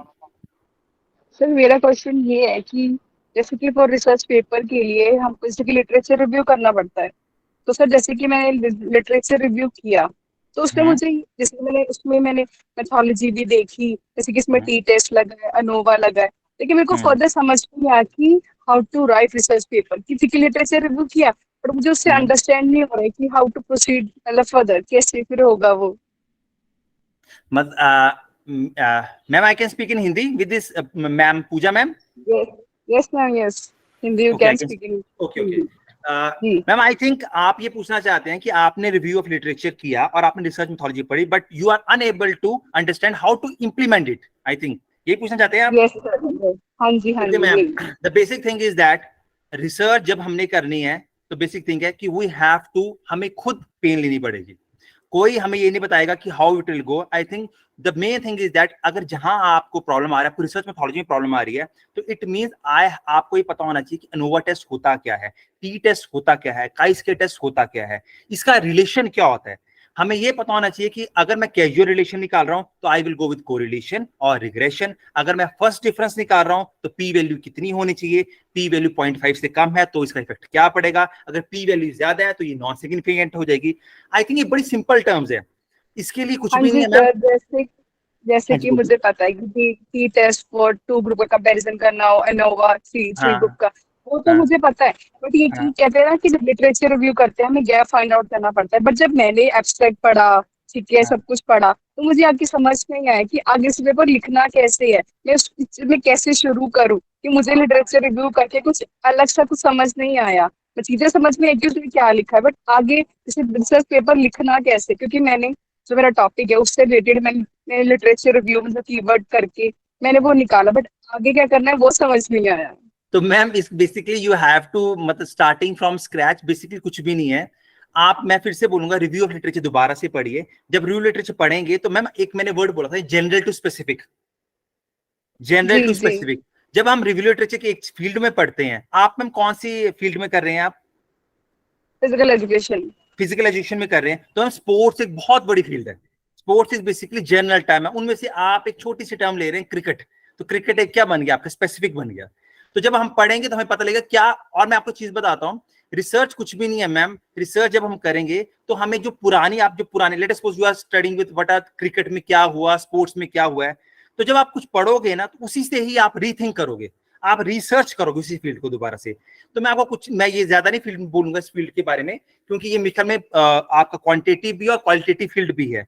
तो मैं आपको सिर्फ ये बोलूंगा, जो पुराने researcher ने काम किया है उसको दोबारा से स्टडी करो और देखो कि वो कौन से एक्सपेक्ट्स पकड़े हैं उसने। आप जब स्टार्ट करोगे तो मैं वहां पर आपको डाटा सोर्सेज मिलेंगे, आपको वहां से बिब्लियोग्राफी मिलेगी, उस बिब्लियोग्राफी को दोबारा से स्टडी कीजिए। And I will say the research methodology, और जरूरी नहीं है कि एक पेपर में आप वही रिसर्च मेथोलॉजी लगाएंगे, हम डिफरेंट रिसर्च मेथोलॉजी भी लिखा सकते हैं। बट सबसे पहले हमें ये पता होना चाहिए कि मेरी रिसर्च मेथोलॉजी क्या है, मेरे ऑब्जेक्टिव्स क्या है। बिकॉज जो पुराने ऑब्जेक्टिव्स है वो डिफरेंट स्टैटिस्टिकल टूल से उस रिसर्च ने अचीव किए हैं, हम उसी ऑब्जेक्टिव्स को अपने स्टैटिस्टिकल टूल से भी अचीव कर सकते हैं। और जब ऐसे आप बार बार पढ़ोगे, क्योंकि आप, मुझे ऐसे लगता है मैम, व्हेन वी, जब हम एक रिसर्च पेपर पढ़ते हैं तो वो डिफरेंट जो हमारे सॉफ्टवेयर यूज किए होते हैं ना, जैसे SPSS यूज किया है या EViews यूज किया है, तो हम उसको देखकर थोड़ा सा ना शाय हो जाते हैं कि सॉफ्टवेयर कहाँ से आते हैं। And is very very simple thing, जब हम यूज करेंगे ना ऑटोमेटिकली वो कुछ भी नहीं आता और खुद ही इंटरप्रिटेशन हमें पता लग जाती है इसकी इंटरप्रिटेशन क्या होती है। तो I think you will just go with your same thing which you are going, उसको थोड़ा सा रीफोकस कीजिए and try to go with your research methodology as a passion. थोड़ा सा स्टडी करो, I think you will achieve your target. Okay sir, जैसे कि sir मैंने टॉपिक ये लिया है रिसर्च पेपर राइट करने के लिए, जैसे कि parental encouragement, in academic and non-academic players. जी. हाँ, तो मैम ये बेसिकली आपका पेरेंटल है, तो बेसिकली ये आपका, मैं तो एज ए लेमैन बात कर रहा हूँ, एज ए लेमैन मैं ऐसे स्टडी करता हूँ, basically it is basically your primary data, basically study Yes, sir, with your primary data. Primary data, और इसमें आपका साइकोलॉजिकल भी आ रहा है, it is basically qualitative terms. तो जब क्वालिटेटिव टर्म्स आ गई हैं, तो आप जब क्वेश्चनियर डिजाइन करोगे, तो पायलट टेस्ट करोगे, उसके बाद रिलायबिलिटी टेस्ट करोगे, जब रिलायबिलिटी टेस्ट करोगे तो आपको डिफरेंट क्वेश्चंस के डिफरेंट आपका what I can say different components आएंगे, तो you can use chi-square test, you can scare, क्योंकि chi-square टेस्ट तो यूज करना ही पड़ेगा, but chi-square is now past, बहुत पुराना हो गया है। अनोवा टेस्ट यूज करते हैं, पर उसकी भी कुछ लिमिटेशंस है। आजकल मैं आपको बताता हूँ, प्रिंसिपल कंपोनेंट टेक्स्ट आया हुआ है जिसको बोलते हैं फैक्टर एनालिसिस। जब फैक्टर एनालिसिस करोगे, क्योंकि यहाँ पर डिफरेंट, हर क्वेश्चन में डिफरेंट फैक्टर्स होंगे, यहाँ पर लिखा होता है स्ट्रांगली एग्री, नॉट एग्री, ऐसा कुछ क्वेश्चन डिजाइन होगा ना आपके पास, तो उसमें आपको बेस्ट आजकल आपको बताता हूँ, उसमें हम what we can go with your factor analysis. Factor analysis करेंगे तो इसका कुछ भी नहीं है मैम, आप पुराने पेपर्स को फर्दर स्टडी करो, you can go to your, you can assess your YouTubes, और जब यूट्यूब स्टडी करोगे तो वहां पर इतने अच्छे ऑथर्स हैं, उन्होंने इतना अच्छी तरह एक्सप्लेन किया हुआ है, you can learn each and everything from here. और जब आप पुराना दोबारा से उसको रीस्टडी करोगे, यू विल गेट समथिंग। तो मैं इतनी जल्दी, क्योंकि टॉपिक में हमारे इतने बोल नहीं सकता कि आप ये वाले स्टैटिकल टूल यूज करो, बट ऐसे ही एज ए लेमैन मैंने ये बोला कि मुझे लगता है कि इसमें ये चीज यूज की जा सकती है, क्योंकि it is qualitative basically. And sir, one more question. Ki, how to get good questionnaires? How to get good questionnaire? Sorry to intervene. Yeah, what you can do is, like, you can write your personal queries in the email via email to sir, right? Because we won't be able to take up so many questions from one speaker. One last question from any other participants present over here, and then we'll wind up the session. Yes, And there ma'am. I was would like to ask. Himanshi, I suppose she had raised her hand. Yeah, one last question. Himanshi. Oh, hello. Thank you, ma'am. Hello, good evening, sir. Good evening. Himanshi Jain is here. Sorry, sir. Himanshi Jain speaking, I think. Yes, sir. Okay. Yes, sir. Yes, ma'am. Sir, may I know the difference between references and bibliography? Ma'am, it's basically Both very the simple. term. Hello? Yes, sir. Hello? Are both terms different or same? Ma'am, again, what we have said? Is Your there any question? difference between references and bibliography? Ma'am, there is a difference between bibliography and reference, and there is no difference between bibliography and reference. Basically, what I can say, there are two sides of same coin. I will not say there is a difference, but both are complementary to each other. Both are complementary to each other. So that is why I can say bibliography and reference. But in text form, there is a difference between bibliography and reference. But as a layman, because I have discussed this research paper as a layman, so I will conclude with both of these things. But there is difference between reference and bibliography. So what is the main difference? Like, I want to know what is the basic and main difference between both the terms? Ma'am, reference is basically what I can say. When we go with your different review of literatures, when we go with the different review of literatures, we write different like Thomas T something in API style, that are basically your reference. And when we call for bibliography includes your basically citations. I think we all know what are citations. So basically, bibliography includes your citations, something like that. But as a layman, we include both of these things in the same field. Okay. So is it necessary to add both the things in our research paper? Sorry to interrupt the interruption, ma'am. No, ma'am. Basically, what we write is the word is reference. Basically, what we write at the end of your conclusion, we write the term reference. Okay. Thank you, sir. Thank you. Himanshi, I would like to add on to your, because sir has already explained it at length, what is the basic difference. The very basic and minute difference is it depends upon the nature of research which you are doing, whether you're writing a research paper or you're writing a thesis, right? So whatever content, whatever literature you're reading, right, that becomes your bibliography. Yes, ma'am. everything, whatever you're reading, be it articles, be it blogs, be it your newspaper articles, or your books or reference books, right? But references which you are citing in the write-up, in the thesis, in the project, or in the dissertation, on the research paper, that becomes your references, right? Which you are citing in the write-up which you are writing, right? So that that becomes your references. And bibliography being because it's not only your reading is limited, right? You have to read a lot. Yes, ma'am. You do extensive reading. When you do extensive reading, it is not necessary that you add everything what you have read. So you add only certain things which are relevant to your current research, and then you cite them, and then they become your references. Okay. Thank you, ma'am. Thank you, Ma'am, sir. one last question, ma'am, please. Can I be permitted? Yeah, sure, ma'am. A very simple question. Sir, this thesis statement, sir, like what is the difference between the title and the thesis statement? And for the PhD research, is it mandatory that we include the thesis statement, sir? Just this I want clarification. Again, what you want to ask is what is the difference between title and thesis statement? Exactly, sir. Okay. Ma'am, basically, thesis statement is your research problem. Thesis statement is your research gap. Okay. I think you are understanding what I want to say. Yes. What your research gap said, that becomes your thesis statement. And research gap come after we have studied the review of literature, after introduction and your research paper. Then we will go to, because after this field, we go with the research methodology. And research methodology, we have to add your objectives, hypothesis, something like that. Before we come to know what is a research gap. And research gap, it becomes your thesis statement. Right, sir. Thank you, sir. Okay.